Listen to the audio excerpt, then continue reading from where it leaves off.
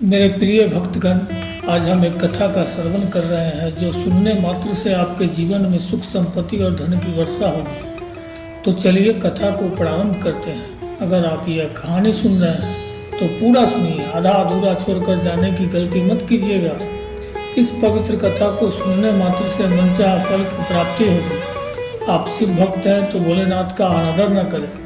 एक गाँव में मनोहर नाम का मेहनती बुनकर अपनी मूर्ख और घमंडी पत्नी के साथ रहता था। मनोहर की सिलाई अच्छे होने के कारण उसके कपड़ों को अच्छे पैसा मिल जाता था। उसके कपड़े बनाने की मशीन लकड़ियों से बनी थी। एक दिन अचानक बहुत बारिश होने के कारण और उसके कपड़े बुनने की मशीन पानी में डूबने से खराब हो गई। ऐसे में मनोहर इसे देखकर सोचने लगा कि मशीन की लकड़ियाँ तो खराब हो गई, अब उसे बनाने के लिए नई लकड़ियाँ लानी पड़ेगी। ऐसे में मनोहर मजबूत और लंबी लकड़ियाँ वाला पेड़ जंगल में ढूंढने लगा। जंगल में बहुत घूमने के बाद भी उसे कोई भी अच्छा पेड़ नज़र नहीं आता है।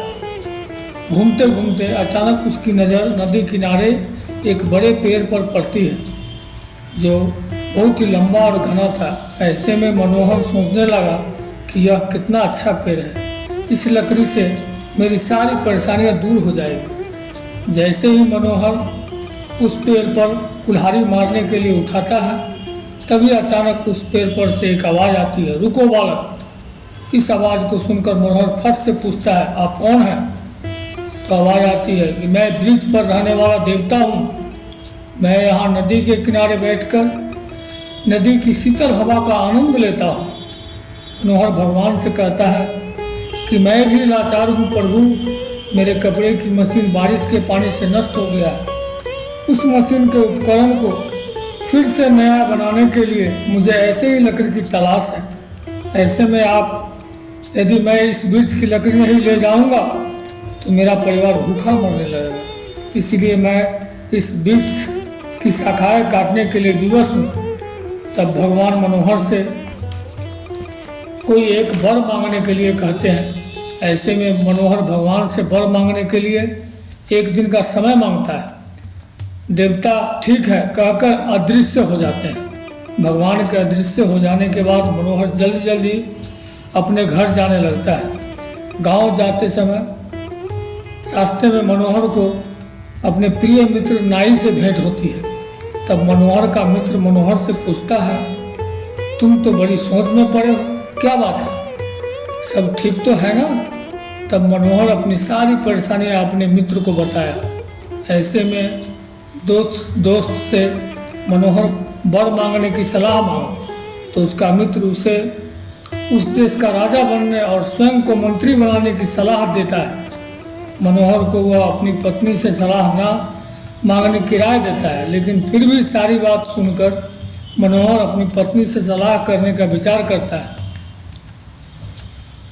घर पहुंचकर जंगल की सारी घटनाएं वह अपनी पत्नी से कहता है और अपनी पत्नी से वरदान मांगने की सलाह मांगता है। ऐसे में उसकी पत्नी उसे सलाह देती है कि राजा बनने से बहुत सारे कष्ट होते हैं और वह संसार के लिए वक्त नहीं दे पाता है। उसकी पत्नी कहती है कि 2 हाथ से इतनी अच्छी तुम बुनाई करते हो कि हमारा गुजारा अच्छे से हो जाता है। क्यों न तुम भगवान से 2 हाथ की जगह 4 हाथ और 1 सर की जगह 2 सर मांग लो, जिससे हमारा गुजारा और भी अच्छे से हो जाए।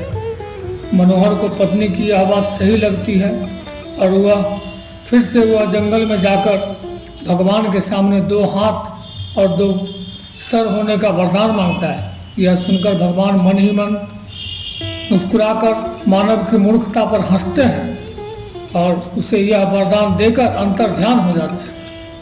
जब मनोहर जंगल से वापस आता है तो उसे बच्चे और गांव वाले देखकर डरने लगते हैं। तभी कुछ गांव वाले आकर उसे डंडे से पीट पीट कर बेहोश कर दिया। यह बात जब उसकी पत्नी को पता चलती है तो वह अपने पति को देखने के लिए वहां आ जाती है और अपने पति को देखकर रोने लगती है। यह कहानी सुनकर हमें यह ज्ञान मिलता है कि हमें जितना भगवान दिए हैं उसी में खुश रहना चाहिए। ज़्यादा लोभ की अभिलाषा नहीं करनी चाहिए वीडियो को बोलते समय कोई त्रुटि हुआ हो तो मैं क्षमा चाहता हूँ। उम्मीद है वीडियो अच्छा लगा है। महादेव के सच्चे भक्त हैं तो चैनल को सब्सक्राइब करें और कमेंट में लिखे हर हर महादेव।